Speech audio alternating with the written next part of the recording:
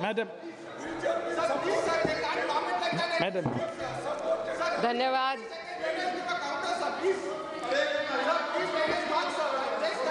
See, when your turn comes, you can counter it, no problem.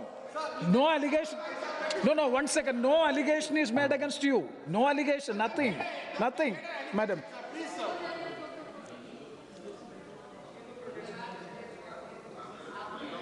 Mic is not.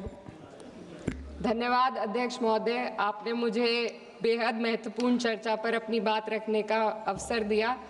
आज मैं बड़े ही दुख के साथ ये बात कहना चाहती हूँ कि जो महिला विधेयक इस सरकार ने 2023 में पास किया था, आज फिर से उसको लेकर आने की और उसको डीलिमिटेशन और सेंसस के आड़ में छुपाने की जो कोशिश की जा रही है, ये इस देश की महिलाओं के साथ इस सरकार का ये सरकार फिर से एक धोखा करने जा रही है। पहले 2034 में इन्होंने इसके इम्प्लीमेंटेशन को कहा, अब भी इनकी नीयत 2029 में इस बिल के इम्प्लीमेंटेशन की नहीं है।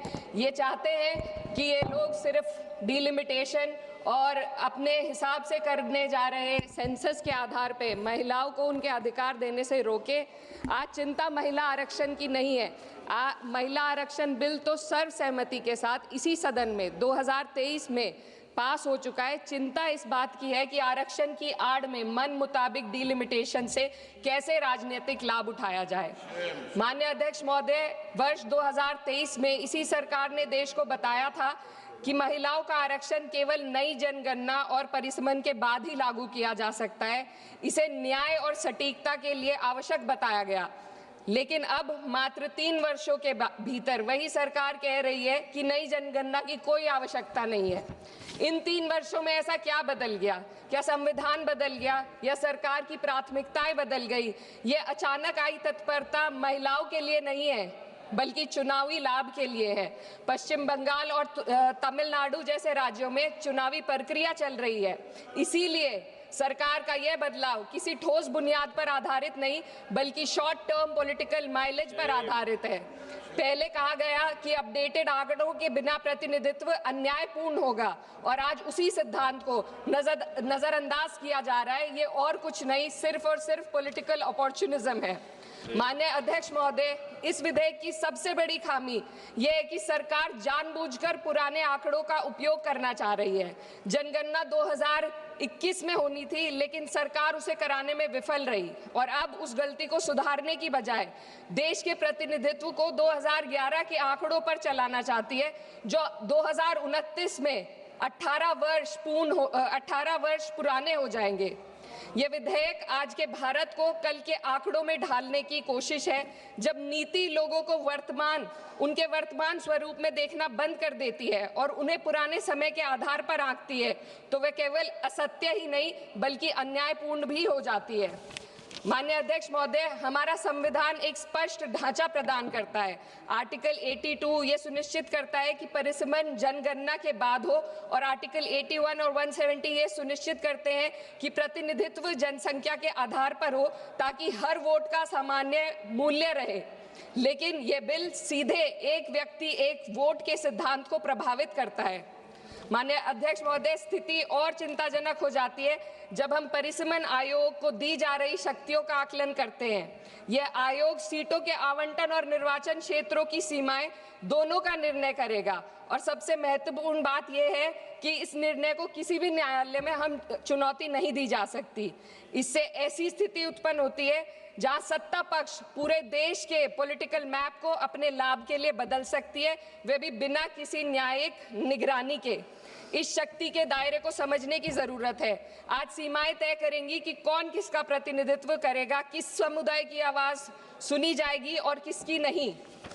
महोदय, डेमोक्रेसी में पावर के साथ साथ चेक और बैलेंसेस होना बेहद जरूरी है। सरकार एक ऐसी संरचना बनाना जा रही है जहां पावर केंद्रित हो और जवाबदेही अनुपस्थित हो, और जब इतनी व्यापक शक्तियां बिना किसी निगरानी के दी जाती है तो ये केवल एक तकनीकी चिंता नहीं रहती, ये प्रतिनिधित्व की निष्पक्षता को प्रभावित करती है। माननीय अध्यक्ष महोदय, ये विधेयक लोकसभा की सदस्य संख्या को 50% बढ़ाने की बात करता है, लेकिन इतनी बड़ी वृद्धि संसदीय कार्य प्रणाली में किसी सुधार के इस सदन की प्रभावशालीता को कम कर सकती है। एक सदस्य के बोलने का समय घटेगा, समितियों के संचालन को कठिन हो जाएगा और छोटे दलों के लिए अपनी बात रखना और चुनौतीपूर्ण होगा। मेरी मांग है कि सरकार संसदीय सत्रों के नंबरों को भी बढ़ाने का पहले गारंटी दे। अध्यक्ष महोदय, मैं बहुत जरूरी बात रखना चाहती हूँ, 2 मिनट दीजिए। महिलाएं कोई होमोजेनियस ग्रुप नहीं है, ये एक समान एक रूप समूह नहीं है। उनकी वास्तविकताएं जात, वर्ग और सामाजिक पृष्ठभूमि से निर्धारित होती हैं। फिर भी यह विधेयक इस वास्तविकता को नजरअंदाज करता है और पीड़ित समुदाय, विशेषकर ओबीसी महिलाओं को पूरी तरह बाहर कर देता है, जो इस देश की बहुत बड़ी आबादी है। ये इस विधेयक की संरचना में एक गंभीर कमी है। सोचिए एक ऐसी युवा महिला, सर 2 मिनट्स, जो पिछड़े वर्ग या अल्पसंख्यक परिवार से आती है, जो अपने घर में पहली बार पढ़ाई कर रही है, पहली बार घर से बाहर निकलकर सार्वजनिक जीवन का सपना देख रही है। उसके पास ना संसाधन है, ना नेटवर्क है, ना राजनीतिक समाधान है।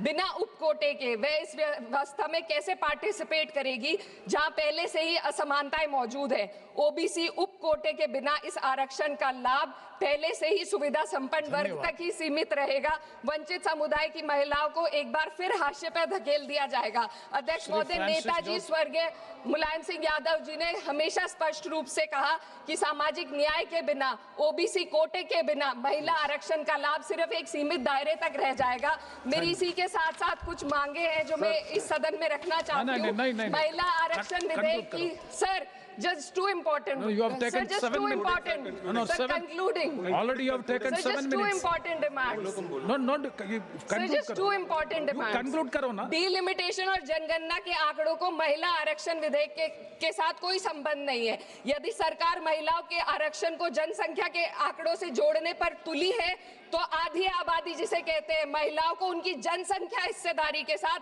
48 से 39% आरक्षण देने का काम करे।